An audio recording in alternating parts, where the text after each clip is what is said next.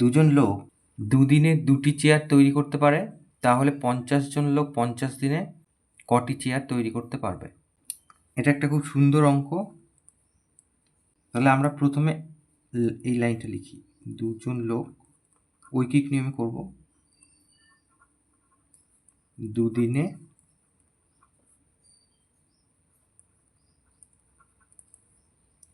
Chair তৈরি করে 2টি।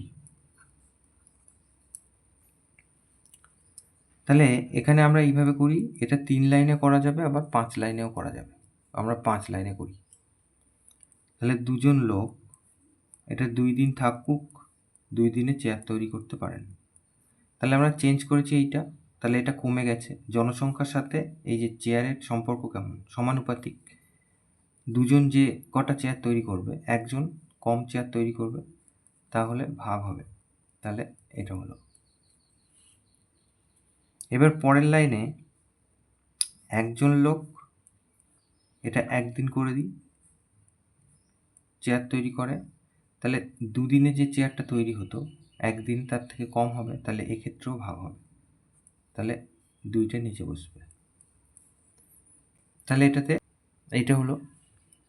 এইবার এখানে লিখে দিই 50 জন লোক 1 দিনে চেয়ার তৈরি করতে পারে।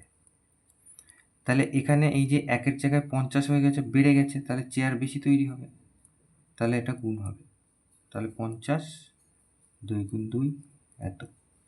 তাহলে এইবার 50 জন লোক 50 দিনে চেয়ার তৈরি করবে, তাহলে এক্ষেত্রেও বেশি চেয়ার তৈরি হবে, তাহলে এক্ষেত্রেও গুণ হবে। তাহলে এই হলো। তাহলে এবার কাটাকুটি করলে হয়ে যাবে, 2 দিয়ে গেলে 25, তাহলে 5 25 125 আর একটা শূন্য, তাহলে এতটি। তাহলে এইটাই হচ্ছে উত্তর। তাহলে অতএব 50 জন 50 দিনে 1250টি চেয়ার